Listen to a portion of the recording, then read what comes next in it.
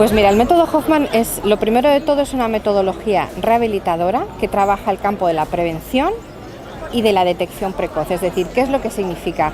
A base de un estudio exhaustivo científico hemos demostrado que a través de profesionales expertos sociosanitarios entrenados en el método somos capaces de identificar qué ejercicios físicos, cognitivos, neuropsicológicos y nutricionales necesita la persona mayor para cumplir años de la mejor manera.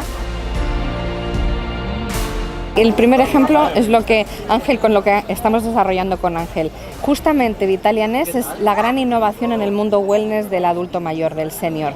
¿Por qué? Porque el envejecimiento está cambiando muchísimo. Una de las cosas que hemos visto es que hoy en día hablar de 60 o 70 años es hablar de una persona muy joven. No tenemos el servicio adaptado para poderle dar lo que necesita. Tú puedes tener un dolor de una rodilla, puedes necesitar ejercicio de brain training, pero estar fenomenal, seguir trabajando activo, y esto justo es lo que hace Vitalianess, ¿no? Esto es innovar dentro de la empresa en un sector que es muy raro hablar de innovación.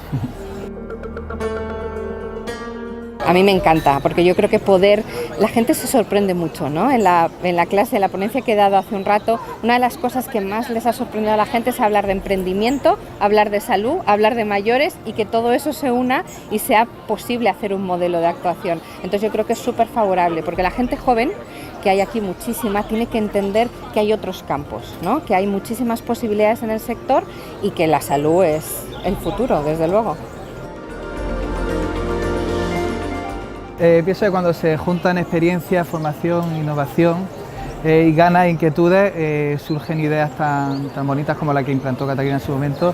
Y bueno, yo la conozco mucho el sector desde hace ya tiempo y creía que tenía que apostar por un referente a nivel internacional en lo que es en el sector de mayores y en lo que es cumplir años.